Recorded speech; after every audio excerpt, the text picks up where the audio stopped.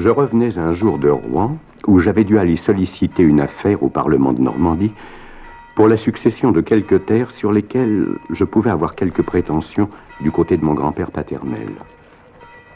J'arrivais le soir à Passy-sur-Eure, où j'avais résolu de dîner, et je fus surpris en entrant dans le bourg d'y voir tous les habitants en alarme. Pardon. Que se passe-t-il? Ce n'est rien, monsieur l'abbé. C'est une douzaine de filles de joie qu'on conduit avec mes camarades jusqu'au Havre de Grâce, où nous les ferons embarquer pour l'Amérique. Si c'est pas malheureux, on les traite comme des bêtes. On est tous des chrétiens, Qu'y a-t-il voyons. donc? Oh, regardez, monsieur l'abbé, mais entrez, voyez ces malheureuses, attachées comme du bétail. Si c'est pas à fondre le cœur. Oh. Et...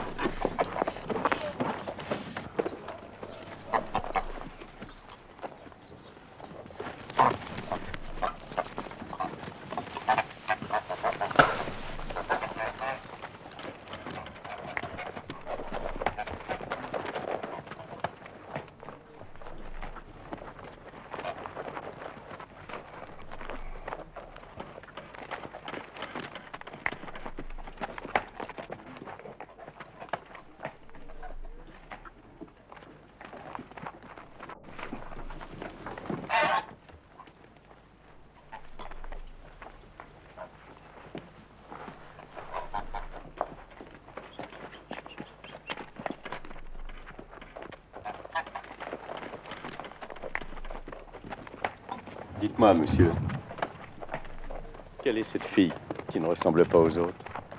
Cette petite-là qui est encore mignonne? Oui. Ben, je le sais pas plus que vous. Nous l'avons tirée de l'hôpital général par ordre de monsieur le lieutenant général de police. Ben, il faut croire qu'on l'avait pas enfermée pour ses bonnes actions. Je l'ai interrogée plusieurs fois en route. Elle veut rien dire. Ah, pour moi, c'est toutes les mêmes, monsieur l'abbé, des garces. Mais quoi qu'on n'ait pas l'ordre, on essaie de la bousculer moins que les autres. On a beau être de la police, on s'efforce tout de même d'être humain, hein? D'ailleurs, voilà un jeune homme qui pourra peut-être vous en dire plus. Il l'a suivi depuis Paris sans cesser de pleurer. À croire que c'est son frère ou son amant.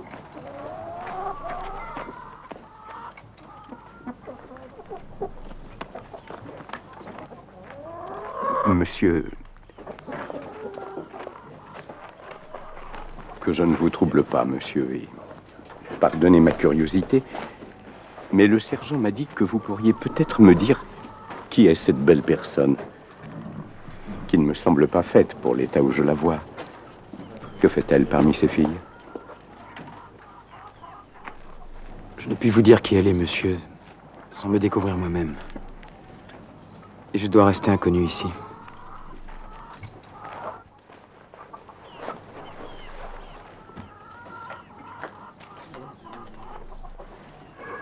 Pardonnez ma curiosité, monsieur, et mettez-la sur le compte de la compassion. Je voudrais seulement savoir si je peux vous aider, tous les deux.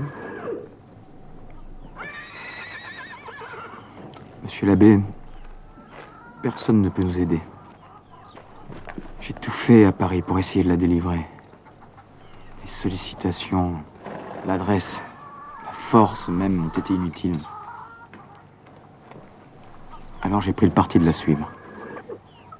Dût-elle aller jusqu'au bout du monde, je m'embarquerai avec elle. Je passerai en Amérique. Mais je suis à la merci de ces misérables qui ne veulent plus me permettre d'approcher d'elle. Ils m'ont fait un tarif à l'heure. Mais ma bourse s'est épuisée rapidement. Et maintenant, ils savent que je suis sans rien. Alors, ils me repoussent quand je veux m'approcher d'elle. Ces faquins ont l'impudence de lever leur fusil sur moi. Pour les satisfaire, je vais essayer de vendre mon mauvais cheval et de continuer à pied. Je ne vous presse pas, monsieur, de me découvrir votre secret. Mais si je puis vous être utile, dites-le moi, je le ferai. J'ai écrit à un ami qui me fera passer quelques secours au Havre de Grâce. Je voudrais pouvoir arriver jusque-là et la soulager un peu en route. Si je puis au moins vous aider en cela, je regrette de ne pouvoir faire davantage. Prenez ceci sans que ces hommes le remarquent. Ils en profiteraient pour vous exploiter davantage. Que Dieu vous aide, monsieur. Puis-je au moins savoir votre nom, monsieur, pour qu'un jour... Je me nomme l'abbé Prévost, mais ne vous mettez pas en peine. Ce sont de petites dettes qui se rembourseront au ciel. Adieu, monsieur. Je vais essayer de parler à ces hommes.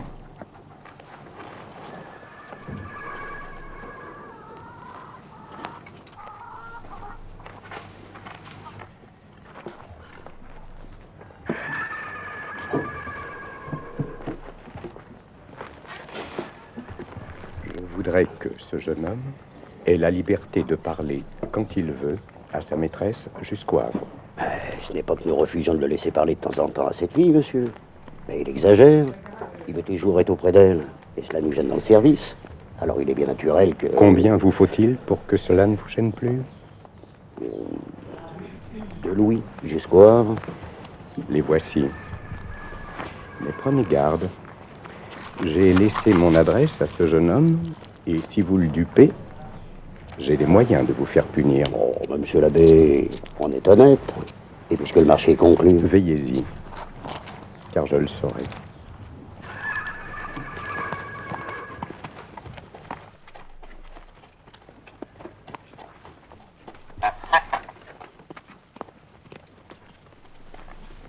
J'ai essayé, mademoiselle, de gagner la complaisance de ces hommes. Et votre ami pourra vous parler à son gré. Merci, monsieur.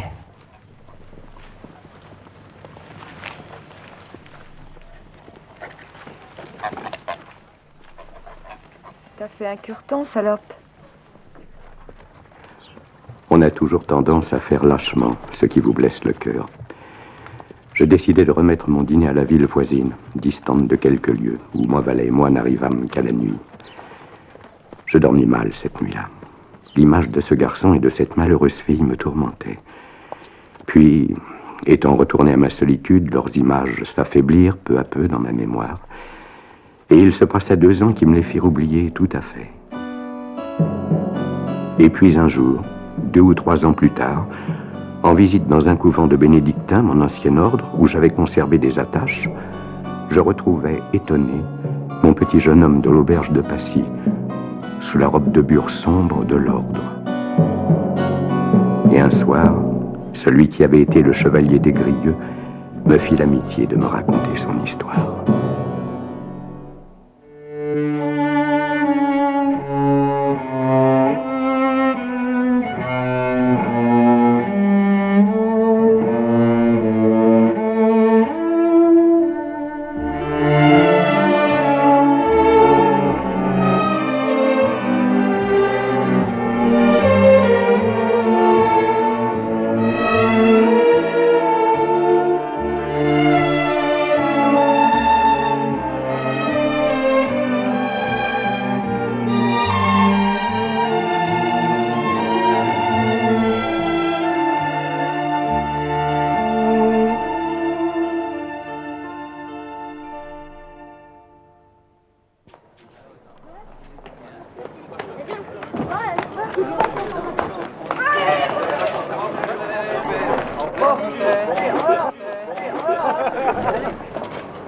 Des Grieux.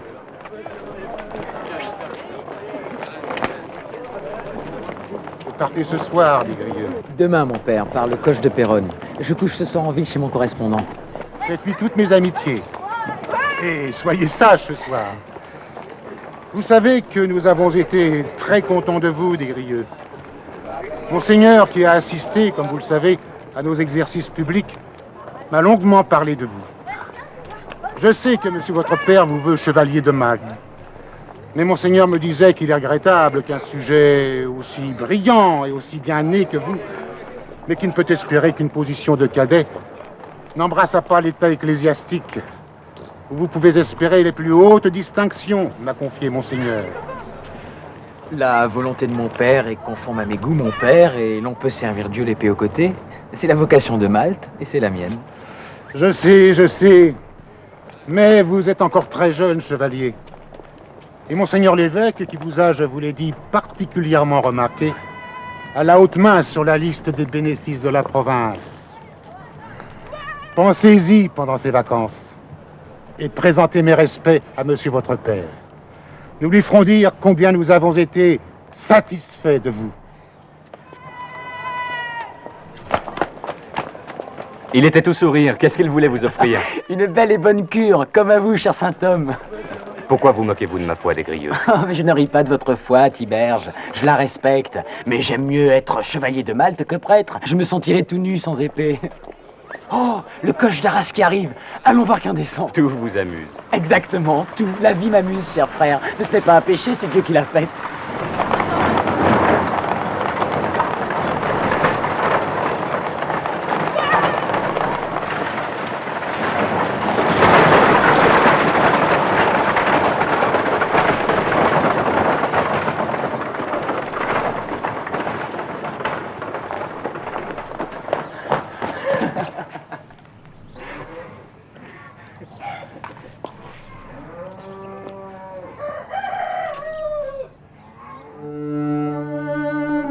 Une jeune fille, très jeune, était restée seule au milieu de la cour semblant attendre. Elle me parut si charmante que moi, qui n'avais jamais pensé à la différence des sexes, ni regardé une fille avec un peu d'attention, moi, dont tout le monde admirait la sagesse et la retenue, je me trouvais enflammé jusqu'au transport. J'avais le défaut d'être excessivement timide et facile à déconcerter. Mais loin d'être arrêté alors par cette faiblesse, je m'avançai vers celle que je savais déjà être la maîtresse de mon cœur, laissant Tiberge interloqué. Des Grieux, que faites-vous? Quoiqu'elle fût encore moins âgée que moi, elle reçut mes politesses sans paraître embarrassée. Je lui demandai ce qui l'amenait à Amiens et si elle y avait quelques personnes de connaissance. Non, monsieur, personne.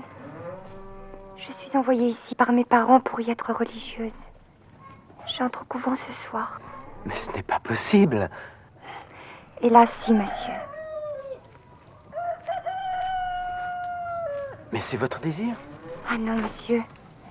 C'est malgré moi que je m'y résous et que je serai religieuse. Ce sont mes parents qui l'ont voulu. Mais on ne peut pas vous y obliger. Ils disent que j'aime trop le plaisir. Peut-être est-ce vrai? Mais vous allez être très malheureuse. Vous êtes bien trop jolie. Sans doute est-ce la volonté du ciel, puisqu'il ne m'a laissé nul moyen d'éviter ce malheur. Que voulez-vous que fasse une fille seule contre la volonté de tous? Comment vous appelez-vous? Manon. Manon Lescaut. Et vous? Le chevalier des Grieux. Oh, vous êtes noble. Oui. C'est dommage. Quoi? C'est l'histoire de Manon Lescaut et du chevalier des Grieux qui aurait pu commencer comme cela. Ils se sont rencontrés dans la cour d'une auberge. Ils se sont regardés. Ils se sont dit 2 mots. Et puis, l'histoire a fini tout de suite. Le valet de son père, qui avait enfin dégagé les bagages du coffre de la diligence, est venu prendre Manon et il l'a emmenée au couvent. Non, cela ne se passera pas ainsi. Que voulez-vous qu'il arrive d'autre? On m'attend là-bas. Et tout est réglé entre grandes personnes. Non, je l'empêcherai. Vous ne serez pas religieuse. Ce n'est pas possible. Comment, monsieur? Je ne sais pas, mais je vous sauverai. Si vous le faisiez, monsieur, je vous devrais plus que la vie. Mais comment? Vous aussi, vous êtes bien jeune. Nous sommes 2 enfants. Et le monde des adultes est dur. Et fermé à double tour comme leur coffre. Il n'est pas pour nous. Nous nous sauverons ensemble. Comment, monsieur? Je le voulais. Je le voulais de toutes mes forces. Mais je ne savais pas comment. Son vieil Argus allait nous rejoindre, nos espérances allaient échouer. Mais Manon était plus expérimentée, et son esprit était plus vif que le mien. Elle s'avisa soudain d'un tour inattendu qui me laissa aussi surpris que son valet. Oh, mon cousin! Quelle heureuse surprise! Et tellement inattendu de vous avoir rencontré ici par hasard. C'est mon cousin Philippe, Lucas, le fils de la première femme du frère de maman, tu sais? Celui qui est parti aux îles et que personne n'a jamais vu. C'est une rencontre tellement inattendue que je crois qu'il va falloir remettre à demain notre arrivée au couvent. Un cousin que je n'avais jamais vu. Tu comprends bien qu'il faut que nous fassions connaissance. Mais mademoiselle... Ne bougonne pas, Lucas. On ne rencontre pas son cousin tous les jours. Et avant de m'enfermer pour la vie, tu conviendras qu'il est bien naturel que je veuille souper au moins une fois avec lui. Pourtant, mademoiselle, madame a dit... Mais parce qu'elle ne savait pas. Va, Lucas. Maman serait très mécontente que tu m'aies empêché de souper avec le fils de son pauvre frère, qu'elle aimait tant et qu'elle ne voyait jamais. Je le prends sur moi. Le couvent est remis à demain. Allez, suis-nous. Où logerons-nous ce soir, mon cousin? Il y a toute proche une hôtellerie dont le maître est un ancien cuisinier de mon père. Vous y serez en toute sécurité. Et vois, Lucas, nous ne sortons pas de la famille. Tout cela est très convenable. Allez, suis-nous. Madame m'avait dit tout de suite au couvent. Monsieur, elle avait pu prévoir que je rencontrerais le fils de son frère. Elle t'aurait dit toute autre chose, voilà tout. Allez, tu lambines, suis-nous. Les sœurs vont s'inquiéter. Mais non, tu ne le connais pas. Ce sont les bienheureuses, des épouses de Dieu. Elles ont l'éternité devant elles. Tiberge n'avait rien entendu de notre entretien. Mais je m'aperçus, nous voyant partir, qu'il s'apprêtait à nous suivre. L'esprit vient vite aux garçons comme aux filles. Comme je redoutais sa sagesse, je me défis de lui par une commission urgente dont je le priais de se charger. Je lui appris à lui aussi que j'avais rencontré une cousine. Je vis dans ses yeux qu'il ne me crut pas, mais il n'osa pas refuser.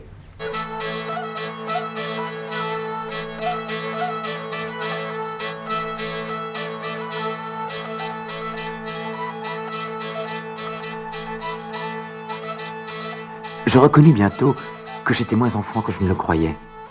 Mon cœur s'ouvrit à 1000 sentiments de plaisir dont je n'avais jamais eu l'idée. Une douce chaleur se répandit dans toutes mes veines. J'étais dans une espèce de transport qui m'ôta pour quelque temps la liberté de ma voix et qui ne s'exprimait que par mes yeux. Mademoiselle Manon Lescaut me parut satisfaite de cet effet de ses charmes.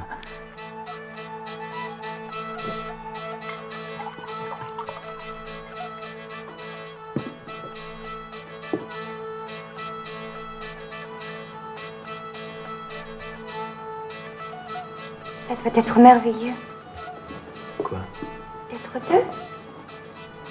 Moi, j'ai toujours été seule. Moi aussi. C'est sûrement très amusant de vivre. Mais les grandes personnes ne nous disent pas. Elles ne veulent peut-être pas qu'on le sache. Mon pied en ce moment touche le vôtre. Mais je voudrais être dans vos bras. Trop vite. C'est mal. Je ne savais pas. C'est presque angoissant d'être heureux. Il nous regarde.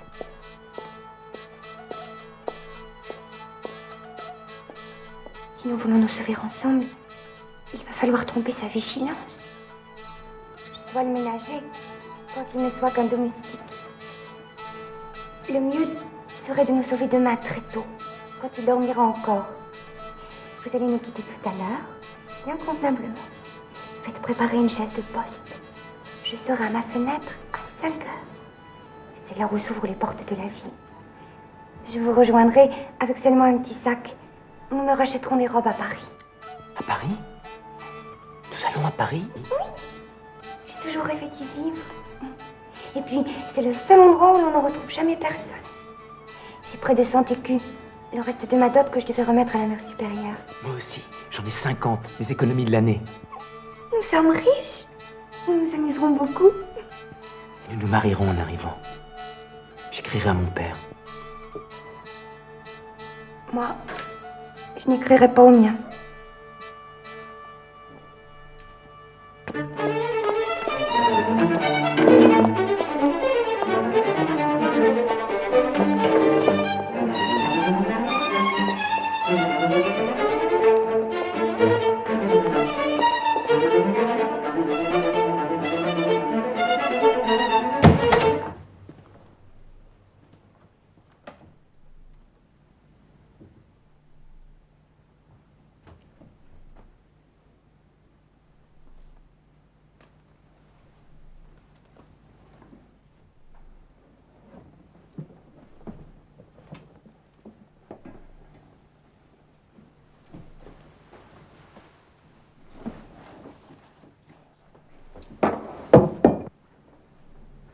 Ah, vous êtes rentré? Oui. J'ai fait cette commission que vous m'avez demandée et je me suis aperçu qu'elle était inutile. On ne vous attendait pas là où vous m'avez envoyé. Vous avez voulu vous défaire de moi? Oui. Je n'ai pas osé revenir à l'hôtellerie de peur de vous offenser, mais je suis venu vous attendre ici. Et vous le voyez, je me suis endormi en lisant l'Épître aux Corinthiens. Il est tard? Il est minuit. Et vous êtes resté avec cette jeune fille jusqu'à minuit? Oui. Je suis sûr que vous méditez quelque chose que vous avez dessein de me cacher, Desgrieux. Je le vois à votre air. Vous m'ennuyez, Tiberge. Vous êtes mon camarade de collège, pas mon confesseur. Et je suis assez grand pour méditer ce que je veux. Vous m'avez toujours traité en ami, Desgrieux. Et cette qualité suppose un peu de confiance et d'ouverture. Vous voulez un aveu, monsieur l'abbé? Eh bien oui, j'aime. En quelques instants, et pour toujours, sans doute. N'est-ce pas ainsi que la grâce s'empare de nous, mon père? Non, ne prononcez pas certains mots à propos d'une simple histoire de fille, c'est indigne de vous, Desgrieux. Notre Seigneur a dit, je viendrai comme un voleur. L'amour terrestre surgit aussi soudain de l'ombre de nous-mêmes et nous illumine d'un coup. Taisez-vous, vos comparaisons sont indécentes. Vous m'avez demandé au nom de notre amitié de m'ouvrir à vous. Je le fais, vous vous indignez. Alors, ne me demandez rien. Mais qu'est-ce que vous faites? Je prie pour vous. Comme vous voudrez, mais ne priez pas dans mes jambes, vous êtes constamment sur mon chemin. Mais que voulez-vous faire, Desgrieux? Savez-vous seulement qui est cette jeune fille? Non, cela m'est égal. Elle devait entrer au couvent demain, contrainte par ses parents, et elle ne veut pas être religieuse. Je compte m'enfuir avec elle, si vous voulez le savoir. Et l'épouser. Desgrieux, regardez-moi bien. Vous allez prendre sur vous d'arracher une de ses servantes au Seigneur. Ce n'était point sa vocation. Elle en aurait été une mauvaise servante. Mais vous-même devez être chevalier de Malte. Oh, par la grâce de mon oncle le commandeur. Mais Dieu merci, je ne le suis pas encore. Le diable est là. Le diable est là. Alors le diable est charmant, Tiberge. Je fus soudain au désespoir de m'être trahi aussi légèrement. Tiberge, dans son zèle pieux, pouvait avertir le supérieur, ou mon correspondant qui dormait en ce moment à l'étage au-dessus. Je réfléchis cependant que, si je lui avais dit que je voulais enlever cette jeune fille, je ne lui avais pas dit que c'était demain. Il fallait absolument me remettre avec lui et endormir ses craintes. Tiberge, mon bon Tiberge, je n'ai jamais douté que vous étiez mon ami, mon seul ami. Il est vrai que j'aime. Je ne veux point vous tromper là-dessus. Mais en ce qui concerne ma fuite, ce projet de mariage, vous pensez bien que c'est une entreprise qu'on ne peut pas former au hasard. Je dois réfléchir longuement à cela et prendre conseil. Venez me trouver demain à 9h. Je vous ferai voir s'il se peut cette jeune personne. Et vous jugerez si elle mérite ce que j'ai projeté. Après tout, je suis peut-être fou et vous êtes sage. Je vous promets de ne rien faire sans votre aveu. Vous ne me trompez point, Desgrieux? Non, Tiberge, je ne vous trompe point. Regardez mes yeux. Me croyez-vous? Oui, je vous crois. Allez, mon ami, il est très tard et nous avons besoin de dormir tous les deux.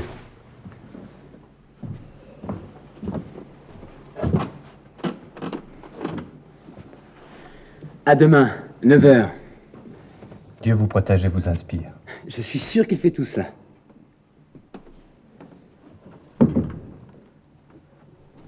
Ouf.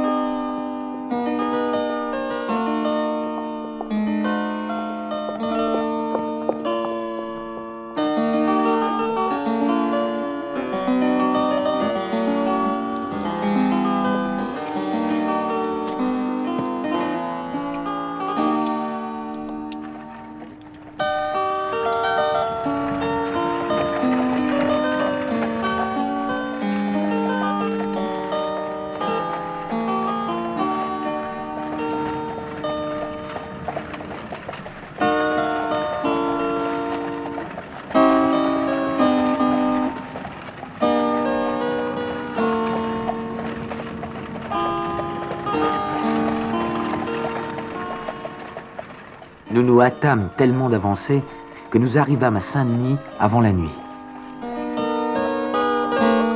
Quelque passionnée que je fusse pour Manon, elle sut me persuader qu'elle n'était pas moins pour moi.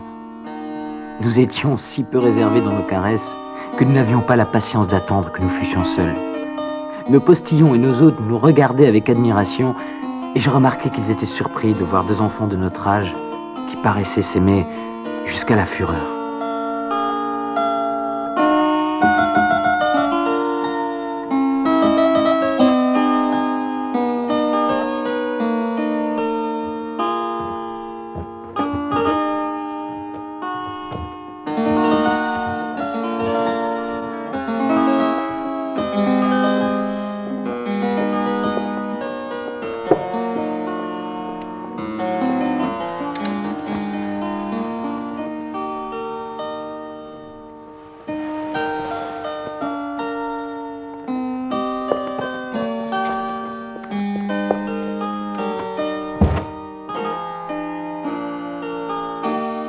Nos projets de mariage furent oubliés à Saint-Denis.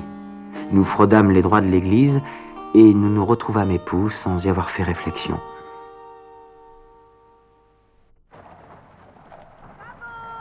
Charbon! Charbon!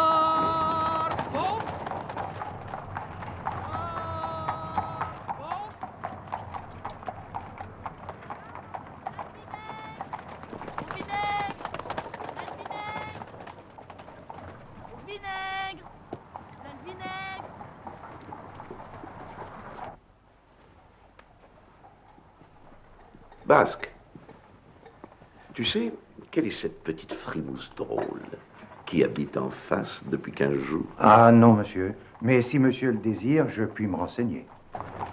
C'est pour l'hôtel en face. Pas si beau qu'ici, tu n'y es pas. D'ailleurs, c'est ce que doit penser le vieux qui ne cesse de nous regarder avec sa lorgnette. Il paraît que c'est un fermier général. Ah oui? Il est pas si vieux? Tu trouves? Il a au moins 40 ans. Il doit nous haïr d'être jeune. Embrassons-nous encore pour l'embêter. J'aime ta bouche. J'allais te le dire. Tu crois qu'il nous regarde? Embrassons-nous encore, ça lui apprendra. Quoi? Bah, être fermier général, alors que nous allons bientôt mourir de faim. Tu sais que nous n'aurons bientôt plus d'argent, mon amour? Oui, mon amour. Ça ne fait rien.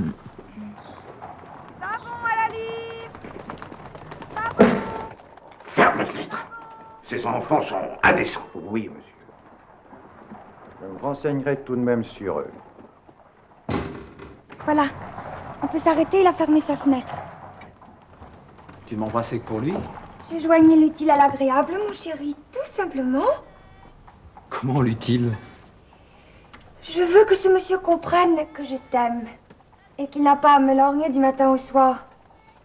Du matin au soir? Tu crois qu'il te regarde te déshabiller? Oh, il se gêne. D'abord, nous passons notre temps à nous déshabiller, mon pauvre biquet. Il nous regarde même faire l'amour. Ordure. Hier, en me levant du lit toute nue, je l'ai vu derrière son rideau. Il ne sait pas que je suis gentilhomme.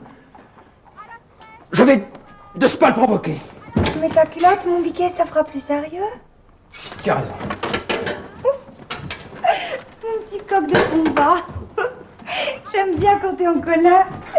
Et si lui n'est pas gentilhomme, il te dira: Monsieur, je regrette, je ne suis pas gentilhomme. Et tu ne pourras pas te battre avec lui. Tu seras bien attrapé. Mais dans ce cas, je lui casserai ma canne sur les épaules. Oui, ma canne.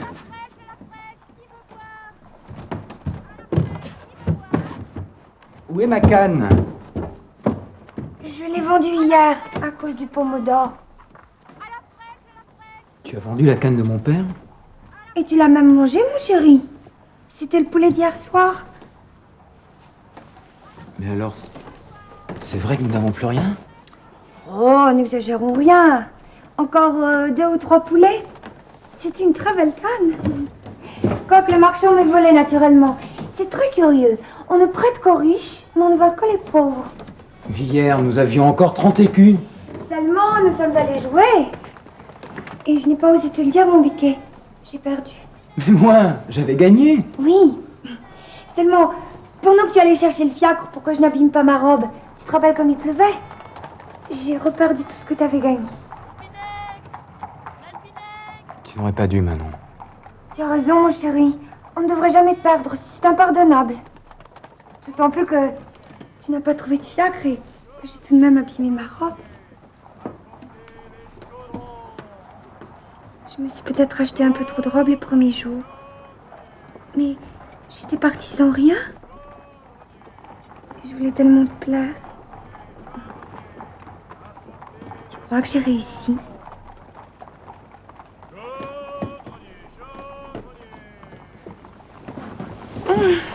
Mon chéri, d'accord? Mais tu vas le rendre fou, cet homme-là. Ils sont serrés. Au dernier cran, ils en sont au crédit. Oh, mais je les vois venir. C'est déjà assez insolent d'être jeune et de se bécoter toute la journée, hein. Je vais tout de même pas leur faire crédit en plus. Mais est-ce que je le fais, moi, l'amour? Moi, j'ai que la patronne dans mon lit. Dieu les en garde, c'est une sainte femme. Mais pour le crédit, les tourtereaux y repasseront. Tenez. 2 petits pâtés d'un sou, monsieur, s'il vous plaît. On n'a plus faim, les amoureux, Pas très, non, aujourd'hui. Ça arrive. 2 petits pâtés d'un sou. Je te sers? Tu aimes l'eau, toi? Non plus. Oh, ça me fait penser au couvent. Au fond, je n'aime que le champagne. Moi aussi. L'eau, c'est le collège. Demain, j'écrirai à mon père. Tu es si tendre, si bonne, si sage, que je ne doute pas que tu lui plaises, si je peux l'amener à te connaître. Il me laissera t'épouser. Pour d'autres raisons qu'on plaît au père, mon chéri. Il ne te laissera jamais m'épouser. Et dès qu'il connaîtra le lieu de notre retraite, ce sera fini de notre amour. Ils nous sépareront. Ils nous gâtent tous. Ça les gêne que nous nous aimions. Les bonnes sœurs, les curés, les pères, les vieux cochons, c'est tout pareil. Et l'amour, c'est le désordre. J'ai toujours la bague de ma grand-mère. Demain, j'irai la vendre en essayant de ne pas trop me faire voler. Ma mère m'a toujours dit que la pierre était très belle. Tu es mon petit chevalier, mon petit seigneur. Je ne te laisserai jamais manquer de rien. Je te le jure. Ils le font exprès, tu crois? Je ne sais pas, monsieur. Moi, je le sais. Cette fille est une rouée. Elle a vu que je l'ai regardée et elle l'a attiré à elle exprès. Je l'ai noté. C'est un jeu qu'elle me joue. Sais-tu qui pourrait lui parler? La marchande de dentelle de la rue de l'Épée. Elle est très habile. Elle vous a déjà procuré quelques filles qu'on croyait difficiles? Et quelque chose me dit que celle-là ne l'est pas.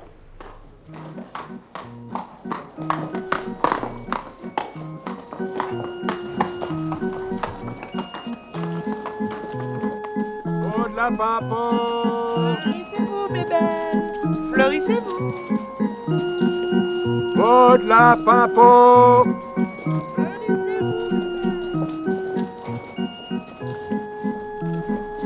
Oh de la pimpon! On regarde les belles dentelles, mademoiselle? Et on s'en va, pourquoi? Je sais ce que vous regardiez. C'était mon fichu de Valenciennes. Un travail de reine. Il y a une grosse marchande du quartier qui a voulu me l'acheter, mais je ne la vendrai qu'à une marquise. Ou à une très jolie fille. Venez. Venez toujours toucher, mais qu'est-ce que ça coûte, ma belle, de toucher?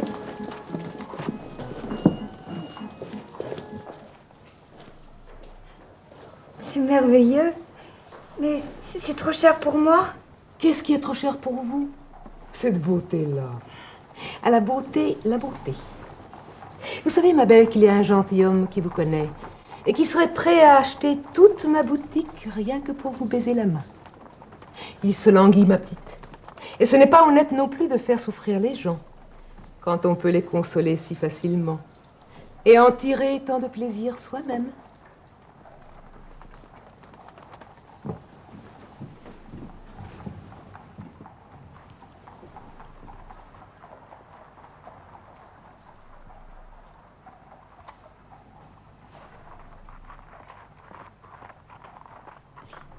C'est curieux. Depuis quelque temps, il ne regarde plus. On se lasse de tout, mon chéri. Il en a assez vu, sans doute. Elle est bien jolie, ta nouvelle robe. Oui. La marchande m'a fait crédit. Elle est vraiment très gentille. Je lui ai dit que mes parents allaient m'envoyer de l'argent. Et elle m'a cru. Depuis quelques jours, je ne fais que perdre l'argent que tu me donnes. Je ne tire plus que des mauvaises cartes. Tu crois que le ciel veut me punir? De quoi, mon chéri? De m'aimer? Cela a été providentiel, l'argent de ta bague. Et si je continue à perdre, nous l'aurons bientôt mangé. Tu continues à t'acheter de jolies choses. Nous prenons tout le temps des fiacres. Tu as engagé une servante. Oh, une toute petite servante de la campagne, qui ne coûte presque rien. Puis, t'ai-je pas promis que je m'arrangerai toujours?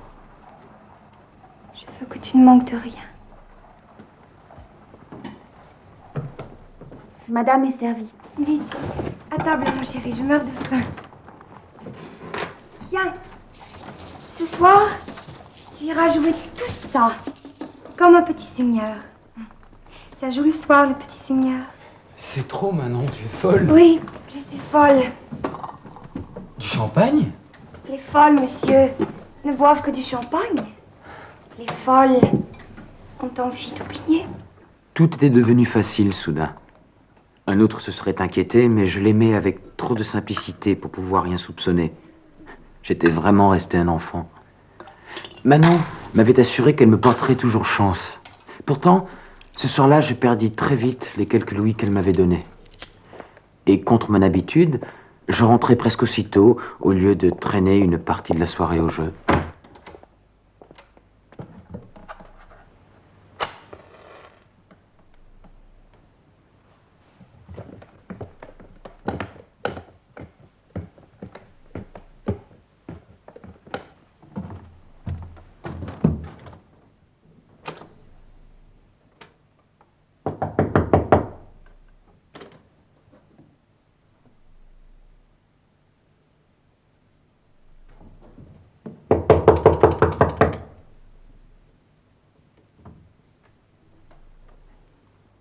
Pourquoi avez-vous mis si longtemps?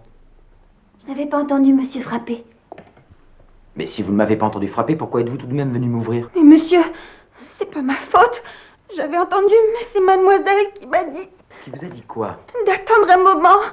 Elle m'a défendu d'ouvrir tant que monsieur de la Balandière ne serait pas reparti par le petit escalier qui donne dans le cabinet. Monsieur de... C'est pas ma faute. Moi, je fais ce que je peux pour arranger les choses. Mais si vous croyez que c'est facile, j'ai mis en tournée dans mon village et c'est trop compliqué. Non, ce n'est pas de votre faute, mon enfant. Et d'ailleurs, ce n'est rien. Je sors encore un moment. Dites à votre maîtresse que je vais revenir, mais ne lui dites pas que vous m'avez parlé de ce monsieur. C'est inutile, elle vous gronderait, mon enfant.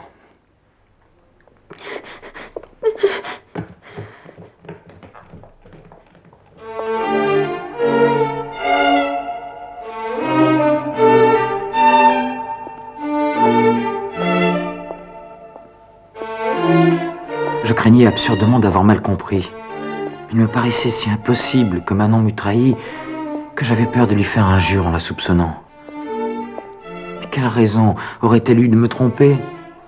Il n'y avait que 3 heures qu'elle m'avait accablé des plus tendres caresses et qu'elle avait reçu les miennes avec transport. Je ne connaissais pas mieux mon cœur que le sien.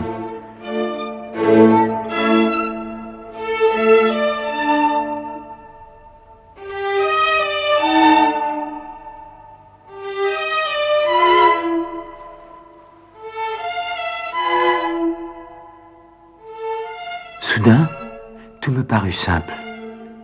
Monsieur de la Bélandière était un homme qui avait de grosses affaires et de grandes relations. Et les parents de Manon se seraient servis de cet homme pour lui faire passer quelque argent. Et si j'étais rentré à l'heure comme à l'ordinaire, au lieu de me sauver comme un sot, elle me l'aurait tout de suite dit.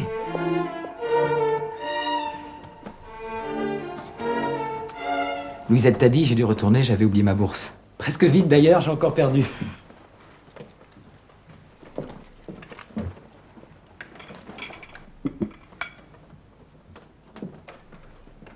Je me mis à table d'un air fort gai et on nous servit à souper. Mais à la lumière de la chandelle qui était entre nous, je crus apercevoir de la tristesse sur le visage et dans les yeux de Manon. Mais tu pleures, mon amour? Mais quelle peine t'ai-je faite? Mais parle, Manon, dis-moi ce que je t'ai fait.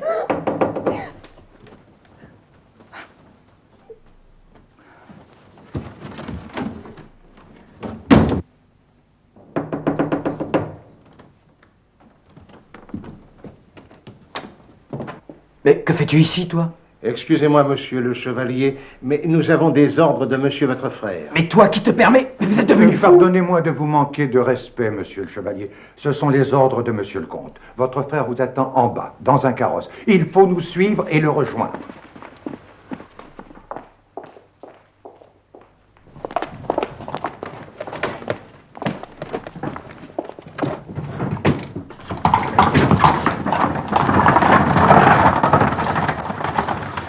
Mon pauvre chevalier. Je crois qu'il vaut mieux que nous ne parlions pas. Notre père t'expliquera. Qui m'avait trahi? Thiberge? Mais il n'avait pas mon adresse à Paris. Ce ne pouvait être Manon. Mais pourquoi était-elle si triste? Pourquoi m'avait-elle embrassé si tendrement, juste avant que ces hommes ne frappent à la porte, comme si elle les attendait? Non, non, ce n'était pas possible. Pourquoi m'aurait-elle trahi? C'est quelqu'un qui m'avait rencontré à Paris et qui avait averti mon père. Cette pensée me consola. Il suffisait d'être bien calme, d'avoir l'air d'accepter tout pour pouvoir me sauver bientôt.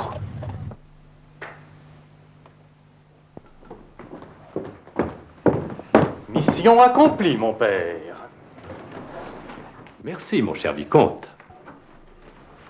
Alors, mon petit chevalier, de retour au bercail.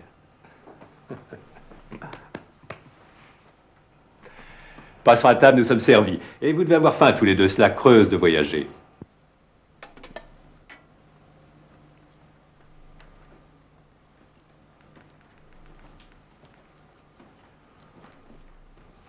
Il faut d'abord te féliciter pour ta conquête d'Amiens, chevalier.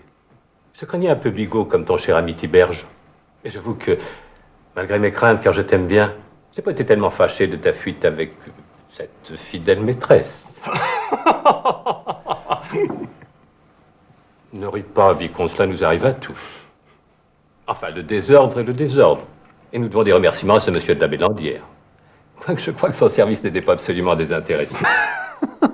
Il ne faut pas demander trop de délicatesse d'honneur à un fermier général amoureux, mon père. Que voulez-vous dire, mon père? Je ne vous comprends pas bien. Comment ton frère ne t'a pas parlé, chevalier? Il m'a paru si tranquille sur la route que j'ai cru qu'il était déjà à moitié repenti. Et je n'ai pas cru devoir user de ce rude remède. Ah bah... Tu ne sais de rien, mon pauvre garçon. Mais qu'ai-je donc à savoir? Je vous supplie de me le dire si vous avez quelque tendresse pour moi. En doutes-tu, mon fils? Ton aventure a été courte, mais toute bonne. Sois franc avec moi. As-tu jusqu'au bout la simplicité de croire que tu étais aimé de ta maîtresse? Oui, je le crois. Et je croirai toujours, quelles que soient les calomnies que l'on peut me dire. Il est trop gentil, notre petit chevalier de Malte. Tu es une jolie dupe, mon garçon. Mais il ne me déplaît pas de te voir dans ces sentiments-là. Notre siècle n'y porte guère, mais j'adore l'innocence. Ah, c'est dommage, mon pauvre chevalier, de te faire entrer dans l'ordre de Malte. Tu avais toutes les dispositions pour faire un mari patient et commode. Comment peux-tu être aussi sot, aussi crédule, mon pauvre ami? Tu sais combien de temps t'as aimé ta Manon? Je me suis amusé à faire le calcul. Elle t'a aimé exactement 12 jours. Remarque que pour l'époque, c'est déjà quelque chose. Calcul. Tu es parti d'Amiens avec elle le 28 de l'autre mois. Nous sommes le 29 à présent. Il y a 11 jours que ce monsieur de la Bélandière m'a écrit. Je suppose qu'il lui en a fallu 8 pour lier une parfaite connaissance avec ta maîtresse. Ainsi qui ôte 8 et 11 de 31, reste 12 jours. Un peu plus, un peu moins. Tu sauras donc, mon cher novice, puisqu'il paraît que tu ne le sais pas, que ce monsieur de la Bélandière a gagné le cœur de ta maîtresse. Non, car il se moque de moi, bien entendu, de prétendre que c'est par un zèle désintéressé pour mon service qu'il a voulu te l'enlever. Il a su que tu étais mon fils, par elle sûrement. Et c'est pour se délivrer de tes importunités qu'il m'écrit le lieu et le désordre où tu vivais. C'est par sa direction et celle de sa maîtresse même que ton frère a trouvé ce moyen de prendre son verre. Félicite-toi maintenant de la durée de ton triomphe. Tu sais vaincre assez rapidement, chevalier. Mais tu ne sais pas conserver tes conquêtes. Oh, le pauvre garçon, appelle pour la porte d'aisselle.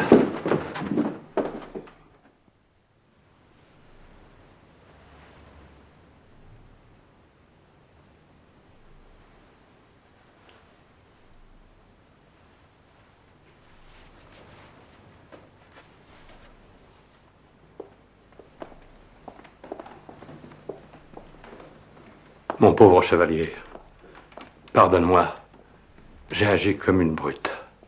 J'ai eu tort de rire de toi. Je n'ai pas assez pensé à ta peine. Ce n'est pas vrai. Ce n'est pas vrai. Vous mentez tous. Manon même. Cet homme lui a fait violence par un charme ou par un poison. Allons, chevalier, tu divagues. Manon même. Manon même, je le sais. Il aura forcé un poignard à la main pour m'obliger à m'abandonner. Manon ne peut pas avoir cessé de m'aimer. Il faut me laisser partir pour Paris tout de suite, mon père. Je vous conjure de me faire donner un cheval. Je dois aller tuer cet homme. Mon pauvre petit, je te protégerai contre toi-même. Tu ne dois jamais retourner là-bas. Pardonne-moi d'avance, mais je vais être obligé de te faire garder.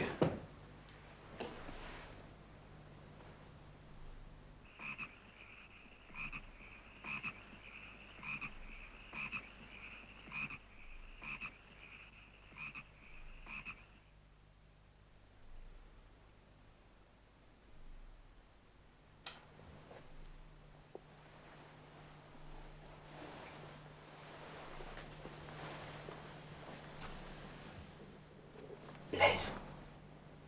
Blaise. Tu dors? D'un œil, monsieur le chevalier, suivant les ordres. Blaise, nous avons passé toute notre enfance ensemble. Tu étais le petit garçon de la ferme et moi celui du château, mais nous étions comme deux frères. Et quelquefois, c'est toi qui me rossais.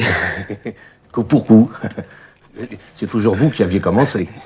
On revenait écorché, l'œil poché, et on n'en parlait pas aux autres. Non. Blaise, tu dois m'aider. Monsieur le comte sait ce qu'il fait. Blaise, je suis un cadet. Mais mon frère me devra bientôt les comptes d'une partie des biens de ma mère. Je ferai ta fortune. Je te tirerai de ta condition. C'est pas bien de tenter un pauvre gars qui n'a que ses deux bras pour vivre. Et son petit honneur. Je dois obéir aux ordres de votre père, monsieur. Il me nourrit pour ça. Je vois bien que vous avez de la peine. Mais à la campagne, on pense plus droit. Je crois que c'est votre père qui a raison. Il faut oublier votre garce.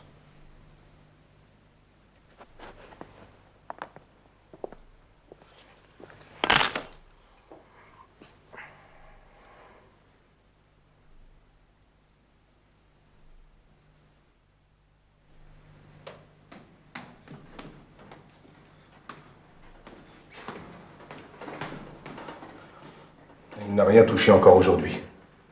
Ça fait 3 jours.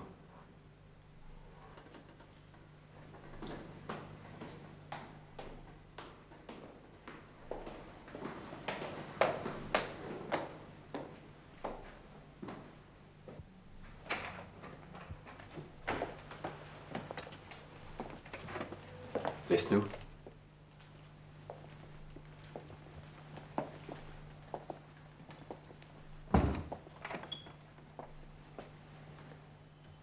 Mon pauvre chevalier, il faut pourtant vivre. Non. Tu souffres et Nous souffrons tous ici de devoir souffrir. Même ton frère, qui n'est pourtant ni un inquiet ni un tendre, qui en a oublié d'aller chasser ce matin. Crois-tu que je n'ai pas la même horreur que toi de la contrainte? Mais enfin, tant que tu ne m'auras pas donné ta parole de ne pas chercher à fuir, allez le mon devoir. Jamais. Un peu de bon sens. Après tout ce que tu as appris, comment peux-tu conserver ton estime à cette fille? Je ne sais pas. Mais je l'aime tout autant. Je peux mourir de honte et de douleur, mais pas cesser de l'aimer. Chevalier, je vais te dire. Nous sommes deux hommes, que diable, et j'ai vécu avant toi. Un père ne devrait jamais le dire. Mais enfin, moi aussi j'ai été fou. J'ai cru aimer. Ce n'est pas Manon que tu aimes. Tu aimes l'amour. Écoute, j'ai eu des seins jusqu'ici de te faire porter la croix de Malte, mais je vois que tes inclinations ne sont pas portées de ce côté-là. Tu aimes les jolies femmes. Je suis d'avis d'en chercher une qui te plaise. Je m'engage à en trouver une qui ressemble à Manon et qui te sera plus fidèle.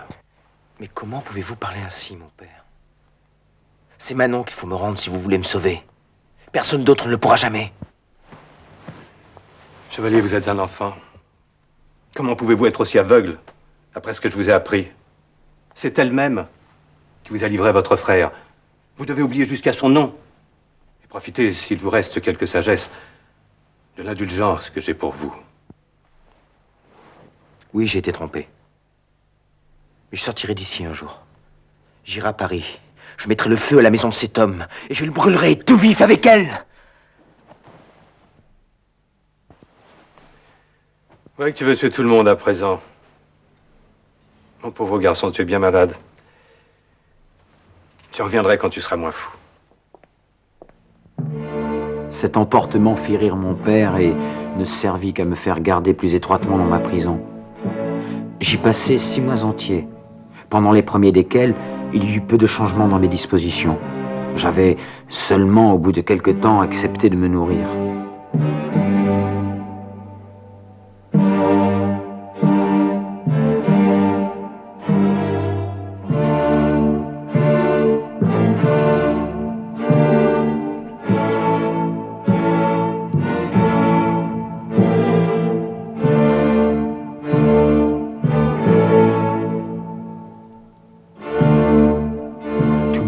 N'était qu'une alternance perpétuelle de haine et d'amour, d'espérance ou de désespoir, selon l'image sous laquelle Manon s'offrait à mon esprit.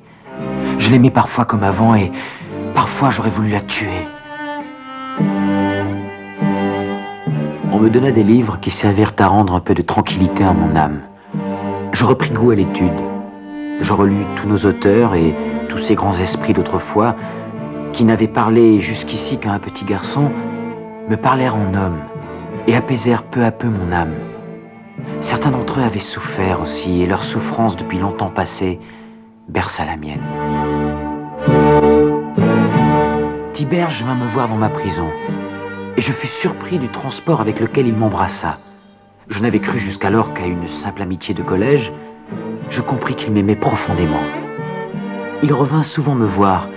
Il me parla longuement de sa foi, des douceurs et de la paix d'une âme qui a accepté de s'en remettre entièrement à Dieu. Nos conversations devinrent de jour en jour plus confiantes. Et un jour, je m'aperçus que, sans cesser d'aimer Manon, je souffrais moins. Peut-être Dieu me venant en aide, décidait-il de m'appeler à lui.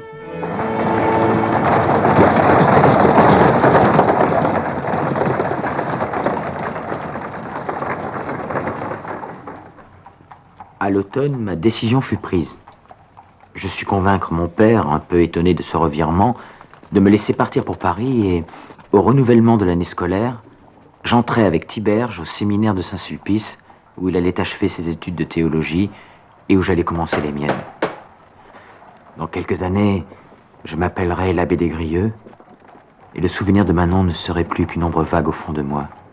Une ombre tendre, certes, mais Dieu avait été le plus fort. Je le croyais sincèrement.